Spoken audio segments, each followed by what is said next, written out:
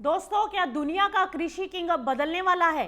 क्या अमेरिका की 100 साल पुरानी बादशाहत अब खत्म होने की कगार पर पहुंच गई? और क्या इस पूरी कहानी का सबसे बड़ा विजेता बनकर उभर रहा है ब्राजील? और अगर ऐसा हो गया तो इसका असर सिर्फ अमेरिका पर नहीं बल्कि भारत के किसान सोयाबीन, मक्का, कपास और खाद्य तेल की कीमतों तक दिखाई देगा। आखिर दुनिया के एग्रीकल्चर मार्केट में क्या बड़ा गेम चल रहा है, चलिए आपको बताते हैं। कुछ साल पहले तक दुनिया में कृषि निर्यात की बात हुआ करती थी तो सबसे पहले नाम आता था अमेरिका। लेकिन अब गेम पूरी तरह से बदल रहा है और बहुत तेजी से बदल रहा है, क्योंकि ब्राजील अब सिर्फ अमेरिका को चुनौती नहीं दे रहा बल्कि उसकी कुर्सी तक पहुंच चुका है। फाइनेंशियल टाइम्स की रिपोर्ट के अनुसार 2025 में अमेरिका का कृषि निर्यात 171 अरब डॉलर रहा, जबकि ब्राजील 169 अरब डॉलर के साथ सिर्फ 2 अरब डॉलर पीछे है। यानी दुनिया का नंबर 1 बनने की दौड़ अब आखिरी मोड़ पर पहुंच चुकी है। और सबसे दिलचस्प बात तो यह है कि 2026 के पहले 6 महीनों में ही ब्राजील ने 87 अरब डॉलर का कृषि निर्यात कर नया रिकॉर्ड बना लिया है।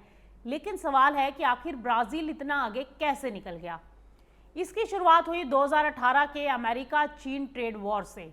जब अमेरिका ने चीन पर टैरिफ लगाए तो चीन ने जवाब में अमेरिकी सोयाबीन की खरीद घटा दी और सीधे ब्राजील की ओर रुख कर लिया। बस यहीं से खेल पलट गया।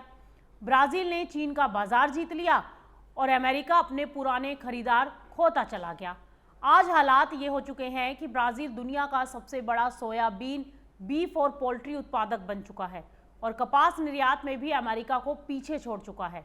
उधर अमेरिका के किसानों की हालत लगातार मुश्किल होती जा रही है। अमेरिकन फार्म ब्यूरो का यह अनुमान है कि अगले साल सोयाबीन, मक्का, गेहूं और कपास चारों फसलों में किसानों को अमेरिका में भारी घाटा हो सकता है। यानी सरकारी सब्सिडी तो मिल रही है वहां पर, लेकिन मार्केट नहीं है। अब सबसे बड़ा सवाल, भारत पर इसका क्या असर होगा? अगर ब्राजील दुनिया का नया कृषि सुपर पावर बनता है तो सबसे बड़ा असर सोयाबीन, खाद्य तेल, मक्का और कपास के वैश्विक व्यापार पर पड़ेगा। और भारत पहले ही खाद्य तेलों का बड़ा आयातक है। ऐसे में ब्राजील की बढ़ती ताकत और अमेरिका की कमजोर होती पकड़ आने वाले समय में हमारी आयात लागत, घरेलू कीमतों और किसानों की कमाई तीनों को प्रभावित कर सकती है। तो क्या दुनिया का एग्रीकल्चर पावर सेंटर अब अमेरिका से ब्राजील की ओर शिफ्ट हो रहा है? क्या ट्रेड वॉर ने अमेरिका को सबसे बड़ा नुकसान पहुंचाया? और सबसे अहम सवाल, अगर ब्राजील की ताकत ऐसे ही बढ़ती रही तो क्या भारत को भी अपनी कृषि और निर्यात रणनीति बदलनी पड़ेगी? दोस्तों, अब आपकी बारी। क्या आपको लगता है कि अगले 5 साल में ब्राजील दुनिया का नंबर 1 कृषि सुपर पावर बन जाएगा या अमेरिका फिर से वापसी करेगा? अपनी राय कमेंट में जरूर लिखिए।